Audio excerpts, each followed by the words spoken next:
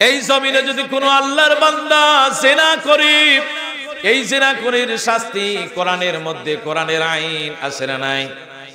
যদি অবিবাহিত হয়, আল্লাহর কোরআন বলছে আয-যানিয়াতু ওয়াজ-যানি ফাজলিদু কুল্লা ওয়াহিদিম মিনহুমা মিয়াতা জালদা, 100টি বেত্রাঘাত করো। কার আইন?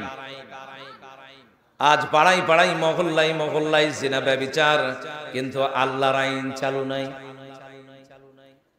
কিন্তু পক্ষান্তরে যদি কোনো আল্লাহর বান্দা এবং বান্দি জিনা করে, বিয়ের পর যদি জিনা ব্যভিচারে লিপ্ত হয়, আল্লাহর আইন অনুযায়ী তার মৃত্যুদণ্ড কার্যকর করতে হবে। কি করতে হবে? এই পৃথিবীতে 3টা অপরাধ করলে মৃত্যুদণ্ড দিতে হবে। কয়টা অপরাধ? কোরআন বলছে 3টা অপরাধ করলে মৃত্যুদণ্ড দিতে হবে। 1 নাম্বার, যদি কেউ কোরআনকে অস্বীকার করে। কি করে?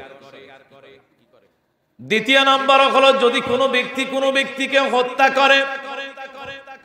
3 নাম্বার, যদি কেউ বিয়ের পরে পরকিয়া করে, তার মৃত্যুদণ্ড কার্যকর করতে হবে। কোরআনের আইনে 3টা কাজে মৃত্যুদণ্ড কার্যকর করতে হবে।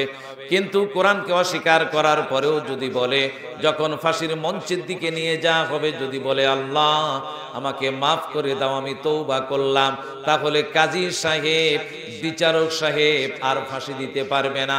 কোনো ব্যক্তি কোনো ব্যক্তিকে হত্যা করেছে, হত্যার বদলে হত্যা, কিন্তু মৃত্যুদণ্ড দেওয়ার আগ মুহূর্তে যদি যারা মামলা করেছে সন্তানরা যদি বলে বাবার হত্যাকারীকে মাফ করে দিলাম, তাহলে আর হত্যা করতে পারবে? ইসলামী আইনে আর পারবে না।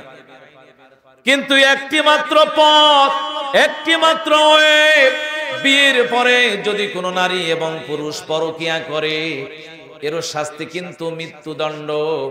কিন্তু এই মৃত্যুদণ্ডের হাত থেকে কোনো নিয়ম, কোনো ফাঁক খারিজ হওয়ার কোনো পথ নাই, কোনো পথ হবেও না কিয়ামত পর্যন্ত।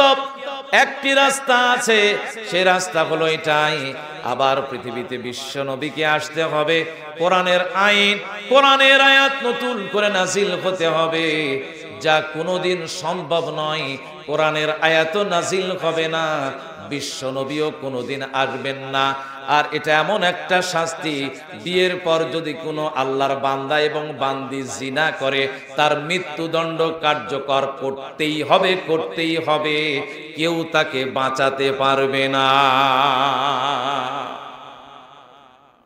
কোনো আইন পারবে না।